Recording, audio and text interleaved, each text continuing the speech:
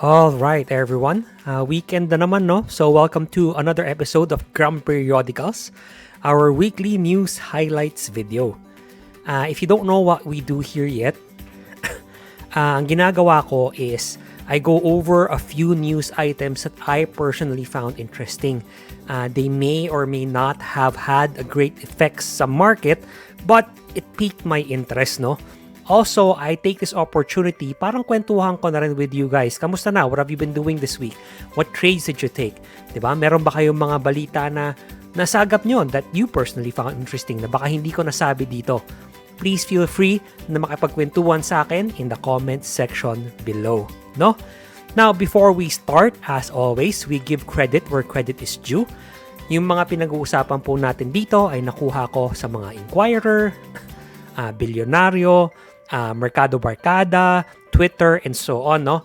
I've put the links for those in the description box below in case gusto nyo rin silang i-follow, gusto nyo silang sundan, gusto nyo basahin, and so on. Alright? So start tayo, no? And news item number 1. Villar allegedly sends feelers to ABS-CBN for a potential partnership. Now, di ko alam sa inyo pero di ako nagulat, no? It's actually a very smart move. Rather than personally trying to fill all of those times with new shows, with new programs, and so on, diba? Partnering with an experienced previous broadcaster and everything, mas dadali ang buhay ni Villar. Kikita pa siya. Diba?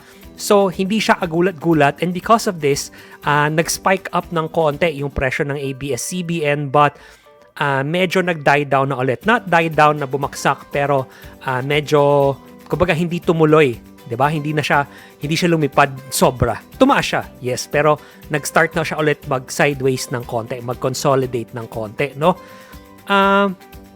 However, okay, while I do still say na it's a good idea, walang guarantee na number 1, papayag ang ABS, and number 2, na tutuloy talaga to.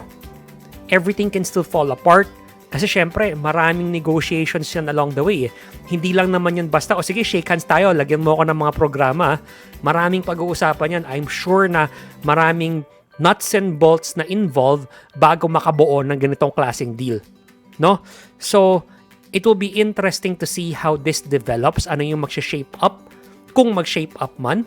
And then from there, what happens next? Kahit na hindi from stock market stock point 'di ba? Mag-iiba ba yung type of programs na balak nilang gawin because iba na yung quote-unquote leadership? 'Di ba? Paano yung iba man nilang mga channels na hindi naman kay Villar napunta?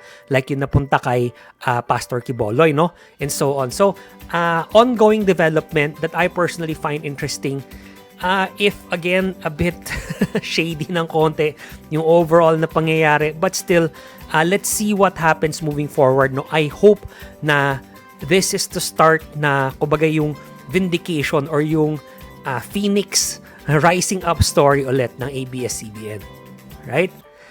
Next news item, the CREIT offer period ends supposedly wildly oversubscribed, no? And this is of course unofficial kasi wala naman tayong final numbers na nakuha. But based sa mga articles na nababasa ko, oversubscribed daw yung CREIT na IPO. So, kamusta kayo guys? Na-fill ba yung mga subscriptions nyo? Yung mga pinapa-reserve nyo? Nakuha nyo ba lahat ng shares na hinahanap nyo?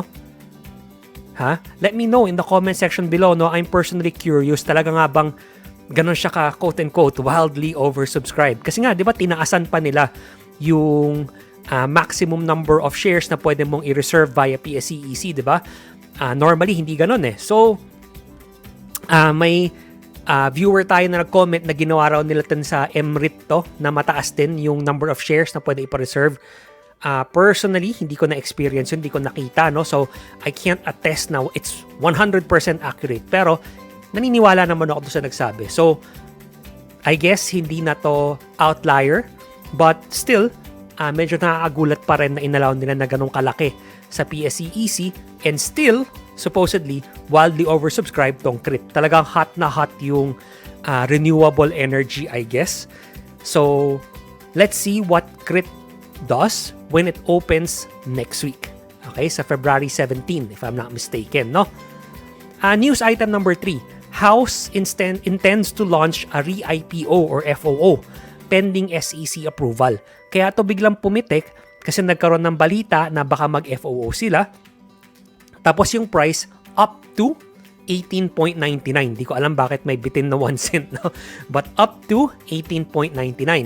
So, dahil doon, nagkaroon ng push nitong house. Albeit kung titignan natin, hindi rin naman siya yung kumbaga, mabigat na tulak. Kasi kapag titignan nyo yung ladder, meaning yung bid-ask ng house, yung market depth, hindi siya ganun kasolid eh. Medyo bungi-bungi siya. When I say bungi-bungi, kunyari, sabihin natin yung bid na sa piso, tas yung next, imbis na 1.01, pwedeng kunyari, nasa 1.10, ganun. So, konting bili lang, mabilis siyang maitulak, no? So, may parang ganitong behavior kasi yung house. So, let's see kung how far nila itutulak to or baka tapos na. Kasi at the end of the day, hindi pa rin naman sure to eh. It's still pending SEC approval. And I'll be sure to post a video of this kapag na-finalize na yung mga detalye. Parang right now, ang dami pang unknown sa atin eh. Alright?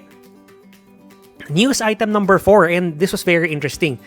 The Double Dragon, DD, the 5-day pump. So, I'm sure na lahat kayo nakita nyo na yung DD biglang lumipad, no? Biglang lumipad this week and everyone was excited about the whole buyback thing, di ba? So, it supposedly cost them around 33 million, di ba? Yung 5-day pump. Pero it increased the value of the company from 16.5 billion to 21.9 billion. Now, I don't know about you guys, but that's good business, no? That's good math.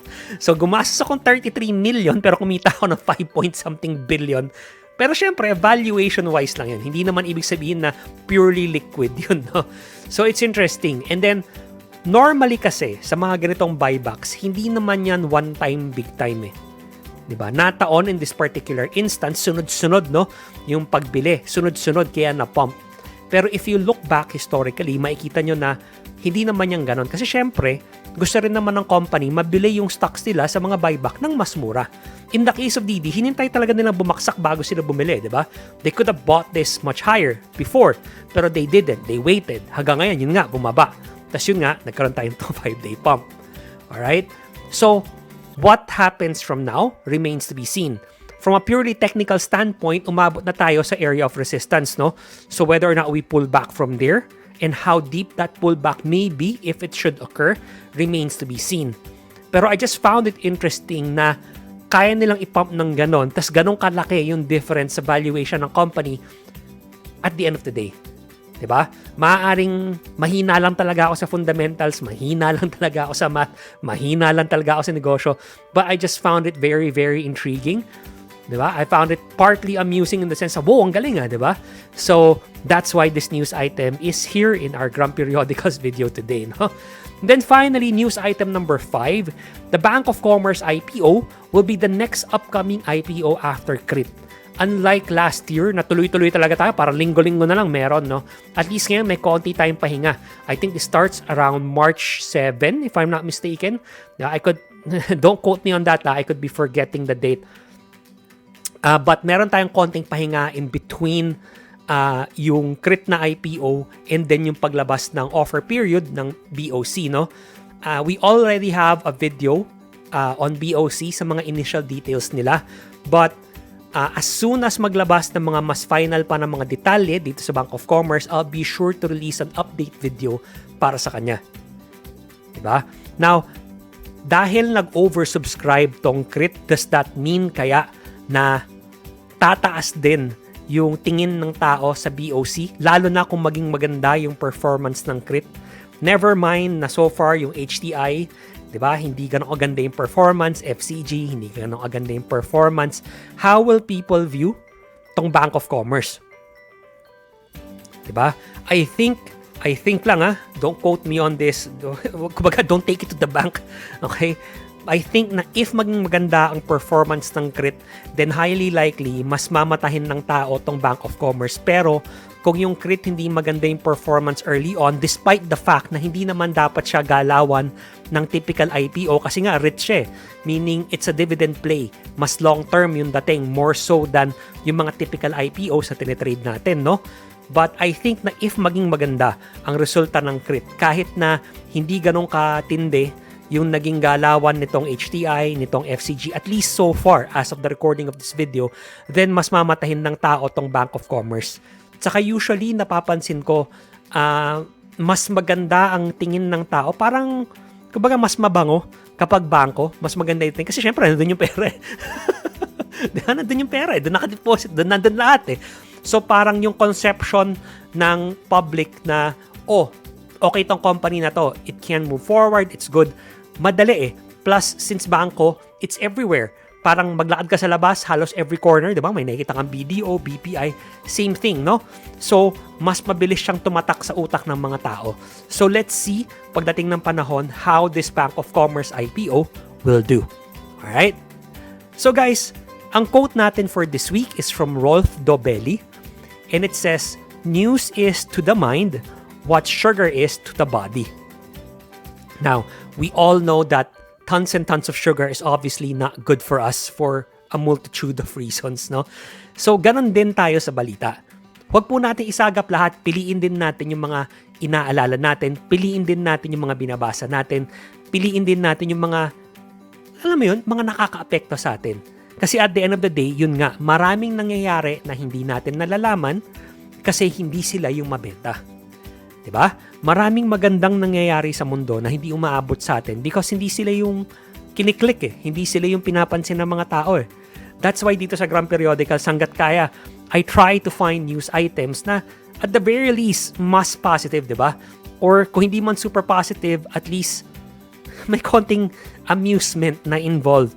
Kahit na medyo satirical or medyo, yun nga, medyo, tawag ito?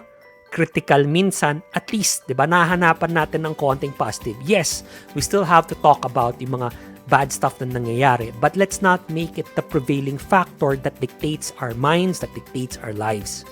Okay? So guys, ito po nagtatapos yung video natin. I hope kahit papano ay may natutunan kayo or nakatulong to sa inyo or may nasagap kayo na baka hindi nyo nalaman or nabasa this week, no? And as always guys, maraming salamat po sa panonood. I really appreciate it. Good luck and happy trading!